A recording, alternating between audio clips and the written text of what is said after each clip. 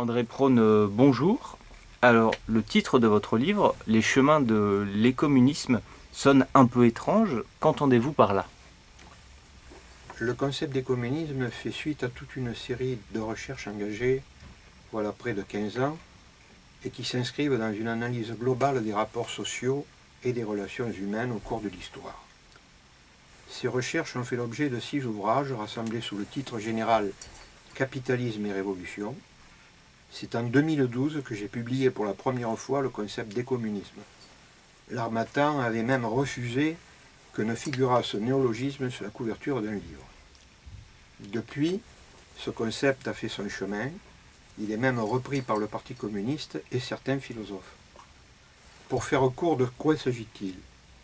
Mon idée est que l'hyperconcentration des capitaux et la révolution numérique, ainsi que la crise économique et écologique qui en résulte, en passant par l'échec du socialisme réel à la fin des années 1980, nous oblige à donner un prolongement aux idées de Marx, tout en s'appuyant sur d'autres paradigmes, notamment l'idée que la raison est la nécessité de l'homme de Spinoza, ou celle du bonheur d'être dans l'action de Rousseau, ou bien encore la notion d'idéologie du désir de Kluskar, et enfin d'hégémonie culturelle de Gramsci. Ce concept des communistes intègre donc à la fois la nécessité de combattre le néocapitalisme avec de nouveaux outils politiques et celle d'associer aux idées marxiennes d'autres apports philosophiques qui les complètent et les enrichissent. Merci beaucoup pour cette précision. Pourriez-vous nous donner en quelques mots une définition plus précise de ce nouveau concept d'écommunisme? Avant de résumer le concept, permettez-moi d'en donner une définition lexicale. Ce néologisme est issu du préfixe éco, tiré du grec ancien iokos, signifiant la maison ou la terre, et du substantif munus, évoquant la fonction ou la tâche et se référant aux échanges de biens et de services selon des règles établies par une société, auquel on ajoute le suffixe isme dans le sens de doctrine.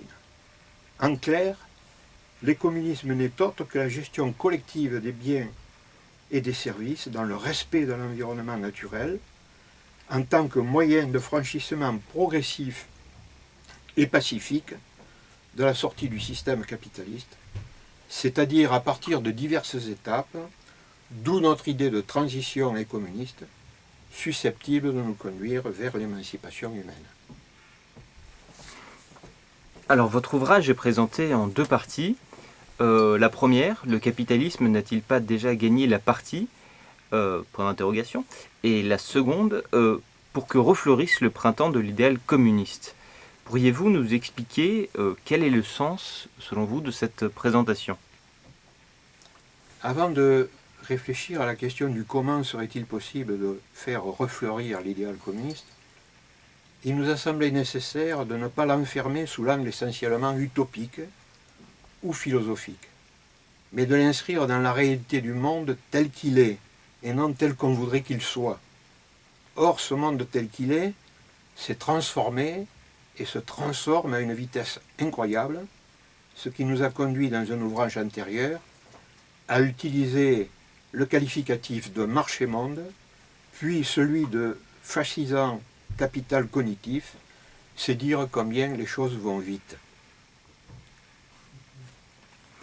Alors, dans la première partie du livre, vous avancez l'idée que le capitalisme n'est justement pas qu'un concept idéologique défini par un mode de production. En effet, le capitalisme est un système complexe que l'on ne saurait définir par la seule fonction productive, dans la mesure où il embrasse tous les aspects de la vie sociale et personnelle des individus. Par ailleurs, il obéit à des lois de fonctionnement et de développement propres, au centre desquelles l'accumulation du capital est le moteur. En fait, le capitalisme doit se comprendre comme l'instrument d'une civilisation matérielle dont l'économie, la politique, la pseudo-morale bourgeoise, la fonction sociale et culturelle confinent au marché-monde et aux conflits permanents pouvant aller jusqu'à la barbarie. Alors comment expliquez-vous cette adhésion, entre guillemets, des exploités à ce système que vous avez défini, pour ne pas dire cet asservissement volontaire? Vous ajoutez même que le capitalisme sera inexorablement confronté à la rupture, qu'il est voué à disparaître, en particulier par l'action. Le paradoxe de cette apparente adhésion des exploités au système capitaliste a des causes multiples. Mais parmi celles-ci, l'acceptation de l'économie de marché semble déterminante. Elle conditionne tout le reste dans la mesure où l'idée de marchandisation suppose non seulement d'accepter ce que Marx appelait le fétichisme de la marchandise, mais tout ce que ce dernier suppose de mise en œuvre pour devenir réellement fétiche, c'est-à-dire le conditionnement idéologique et culturel qui le sous-tend. Certains ont imaginé qu'il suffisait d'empêcher la monétisation de l'école, de la santé, de la culture, et plus généralement de l'ensemble des besoins sociaux, en s'appuyant sur les luttes et sur un État plus protecteur pour contenir le capital. La social-démocratie, Parti socialiste et syndicats réformistes en tête, mais pas que, ont été en France et plus généralement en Europe les champions de cette stratégie trompeuse. Notamment le modèle suédois qui, après 70 ans de pouvoir social-démocrate, est pourtant revenu à la case départ. Même le système soviétique jusqu'à son implosion, malgré la nationalisation des principaux moyens de production et d'échange, n'a pas fondamentalement remis en cause le marché. L'acceptation par les travailleurs du lien de subordination dans le contrat social, de travail, est aussi une des formes d'aliénation du capital. Quand bien même les travailleurs ont toujours cherché à élargir ou à maintenir par la lutte leurs droits sociaux et les services publics. Mais avec la crise généralisée du système capitaliste, les conquis sociaux explosent, rendant plus difficile encore la remise en cause de la marchandisation. C'est pourtant bien, selon nous, une des clés de la sortie du système. Vous insistez aussi sur le fait que, je vous cite, le capitalisme n'est ni moralisable ni amendable et que nul réformisme ne peut le réguler, alors qu'il semble s'être toujours sorti des crises qu'il engendre lui-même. Sur le fait que le capitalisme n'est ni réformable ni amendable, que nul réformisme ne peut le réguler, j'ajouterai qu'il ne peut y avoir de morale dans un système où le fondement même est aux antipodes de l'esprit de partage, et dont la concurrence entre les individus et la marchandisation, y compris de l'ensemble du milieu naturel, sont les moteurs de son développement chaotique. Quant au fait qu'il semble toujours s'être sorti des crises qu'il engendre, et qu'il serait doté d'une flexibilité naturelle, le mettant à l'abri d'une certaine dégénérescence, c'est faire peu de cas de l'exterminisme de masse dont il est porteur, notamment durant les périodes de crise majeure, purgées, si je puis dire, par des guerres mondiales, les nationalismes ou le facho-nazisme, mais aussi au cours des guerres régionales endémiques, en vue de s'accaparer les ressources minières, gazières et pétrolières des pays en voie de développement, lesquelles guerres nourrissent l'exode massif et une immigration instrumentalisée par le néofascisme, et plus encore, une paupérisation massive et assassine des populations du Sud, les plus impactées par ces stratégies barbares, générant des millions de morts et de laissés pour compte. À la page 52 de votre ouvrage, vous abordez de front ce que vous appelez l'aliénante mutation cognitive en cours, c'est-à-dire la question de la numérisation et de l'intelligence artificielle dans leurs conséquences économiques et sociales les plus probables. Pouvez-vous développer ces sujets ? L'évolution technologique n'est pas en soi répréhensible. Dans un système où les travailleurs citoyens sont vraiment à la manœuvre, elle serait même susceptible de nous aider à satisfaire les vrais besoins sociaux. Le problème résulte de l'utilisation exclusivement profiteuse par le capital de sa mise en œuvre, allant même jusqu'à inféoder l'ensemble de la communauté scientifique à ses seuls objectifs de profit. Dans ce cadre, les progrès de la numérisation au sens large et ceux de l'intelligence artificielle qui en résultent sont tels qu'ils mettent en danger le travail social lui-même. C'est pourquoi le capitalisme et l'État supplétif s'attachent à détricoter tous les droits sociaux. Quant à l'exacerbation de l'aliénation, elle tient au fait que les travailleurs, de plus en plus dépossédés de leurs droits et de leur emploi salarié, seront d'autant plus vulnérables entre les mains du capital que ce dernier n'aura de cesse de les bouter hors de l'entreprise pour les cantonner aux minima sociaux. Non seulement la révolution issue du capital cognitif ne transformera pas les emplois qualifiés en emplois, les moins qualifiés en emplois plus qualifiés, mais à terme, cela pourrait aller très vite d'ailleurs, l'intelligence artificielle, par sa capacité d'apprentissage autonome dans une situation productive donnée, pourrait menacer le travail vivant lui-même. Vous évoquez également le revenu universel dont on a beaucoup parlé comme illustration d'une politique réformiste ne remettant nullement en cause le système capitaliste. L'idée du revenu universel est une vieille lune néolibérale théorisée par le fameux Milton Friedman, adepte de la théorie du choc, celui-là même qui épaula la CIA dans le renversement de Salvador Allende par le sinistre Pinochet. Pour en atténuer la connotation subversive, les réformistes préfèrent en attribuer l'idée à Thomas Paine, philosophe girondin du XVIIIe siècle. Dans son acception plus moderne, le philosophe libéral Jean-Marc Ferry, attaché à l'idée européenne, nous dit en substance que l'allocation universelle est un bon moyen d'accompagner socialement la mondialisation. La messe est dite. En effet, en se plaçant dans l'hypothèse de la fin du plein emploi, du travail salarié conventionnel et de la fin des droits sociaux, le revenu universel est un bon moyen d'accompagner l'aliénante mutation cognitive dont j'ai parlé plus haut, sous couvert de soulager les exclus du travail par la mise en œuvre de la révolution numérique, voire à condition d'une sorte de post-capitalisme, susceptible d'endiguer les résistances multiples, le revenu universel viendrait à point nommé pour aider le capital à se recomposer.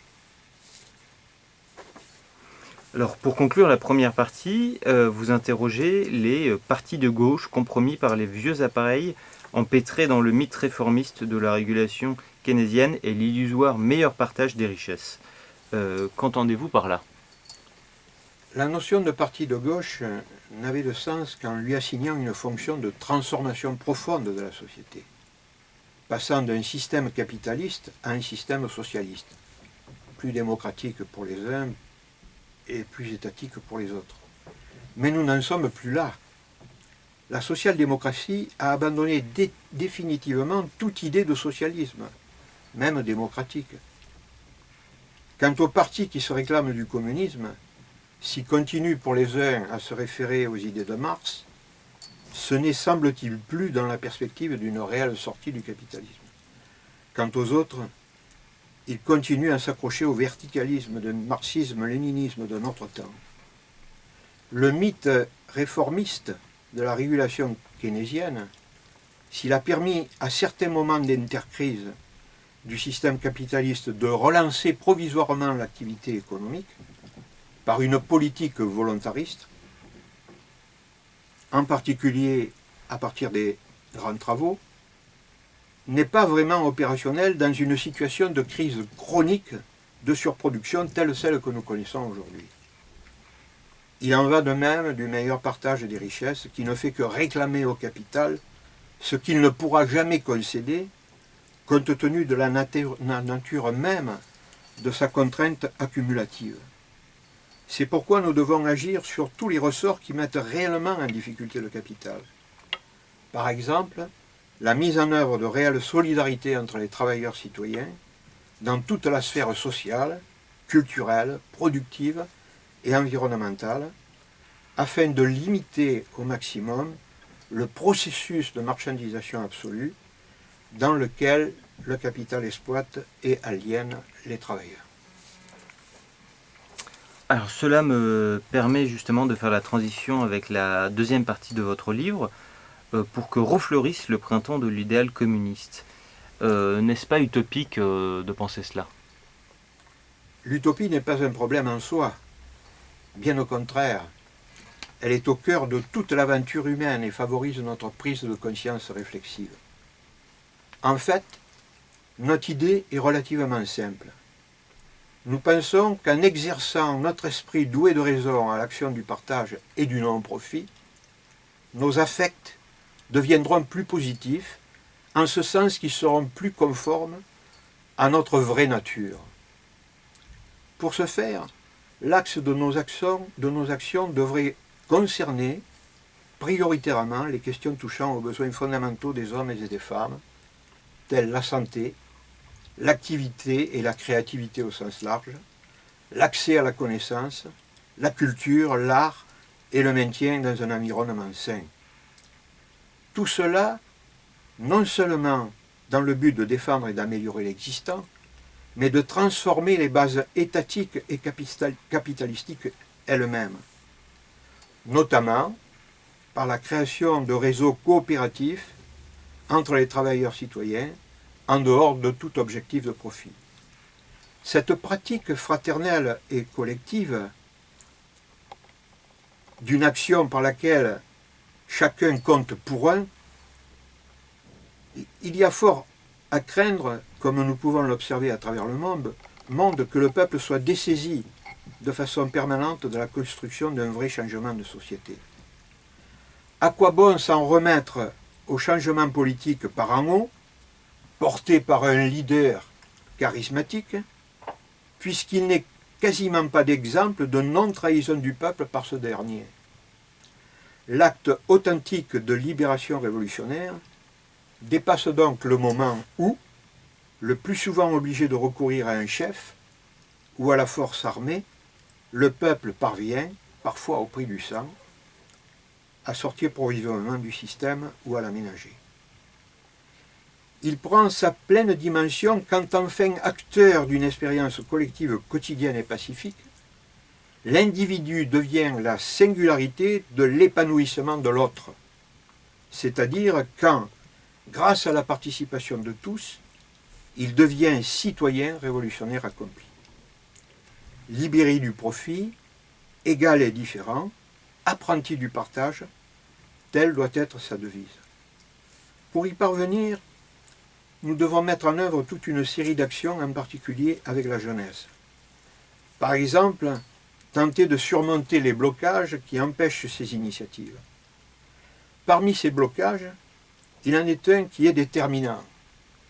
Si les masses et la jeunesse se détournent de l'action politique, c'est qu'elles sentent intuitivement que l'esprit d'un vrai changement de société n'est plus à l'ordre du jour, et que, quel que soit le ou les partis au pouvoir, leur sort est en quelque sorte scellé. C'est cette contradiction fondamentale qu'il revient à l'ensemble des travailleurs citoyens déjà prêts à agir et aux autres de surmonter en s'appuyant sur la praxis économique et communiste.